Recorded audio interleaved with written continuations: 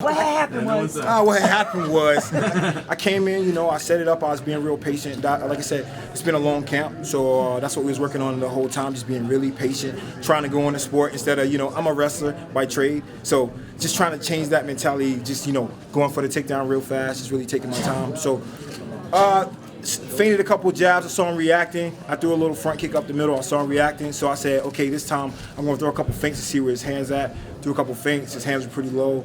And I think he threw a jab, and I slipped my head off, and I threw a straight hook, straight.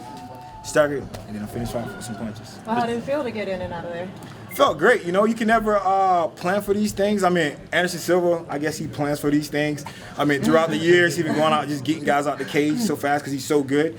But like I said, I'm still growing, but to go out there and get a fast finish in the UFC, I think Ariel Helwani told me I'm like the 4th guy in UFC history to have a TKO and submission under a minute. So, like I said, I'm just trying to keep getting better every fight and improve.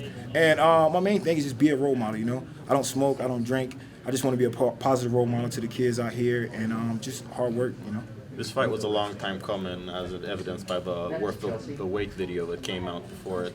How good does it feel, after everything that you've been through, all the trash that was talked, to come out with such a performance? It feels real good. And even when I talked to Ed, funny enough, if Ed would have knocked me out, I think he would have got up and been like, all in my face, like, I told you I was going to knock you out. But, I have respect for everybody who competes in the cage, I definitely respect him, The guy has been fighting in the UFC for 8 years. He's a tough guy. And to stay in the UFC for that long is really a testament to his character and his fighting skills. So I definitely respect him. And like you said, it's a long time coming. Words were exchanged, but at the end of the day, we're fighters, and I respect him as a fighter. In a perfect world, what's next for you? Keep taking my time, I'm not in a rush, I'm in no rush, I'm not out there, doing this, give me a title and all that. I'm just trying to get better each fight. Like I said, I'm a wrestler by trade, and I'm just trying to catch all the other parts of my game. And when I do that, I believe I definitely can be champion of this division, and I plan on fighting for a long time. So like I said, just taking my time, sticking with the great camp with Greg Jackson down in Albuquerque, and just keep getting better each fight. Remind us, your last fight wasn't really that long ago, right?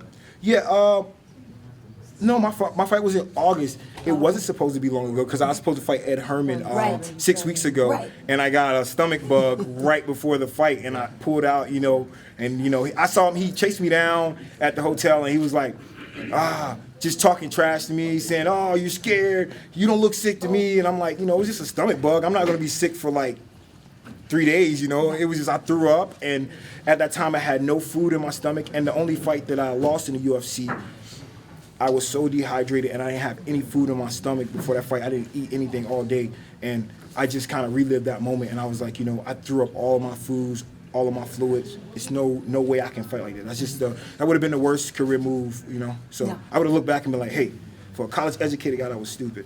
So didn't want to, do that. So there was no extra satisfaction in this victory? Nah, everybody's the same, Like I said, I'm not a jerk. I'm not an a-hole. I don't even know why I'm fighting because I'm a nice guy. But nah, it was no gratification. I want to beat everybody up. I want to win. I just want to win. I just want to keep getting better. This is entertainment, so just keep performing and put God first and work hard and be a role model, be a good father, a good, uncle, all that. So that's just me. So my buddy Brian Stan loves to talk about you and your selfies. Oh, yeah? Yeah. Every time we do a show together, he always talks about you taking your selfies and everything. You still doing that a lot?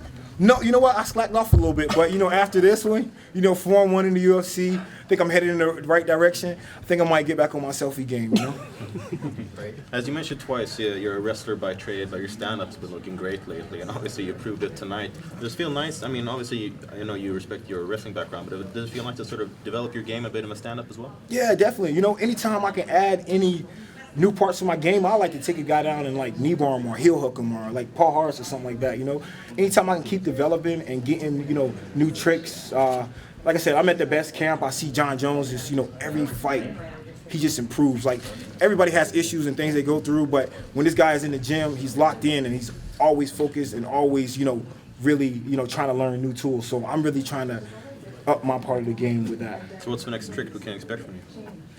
I can't tell you because it wouldn't be a trick. Fair enough. Thanks, guys. Thank you. Thank you. All right, thanks, guys.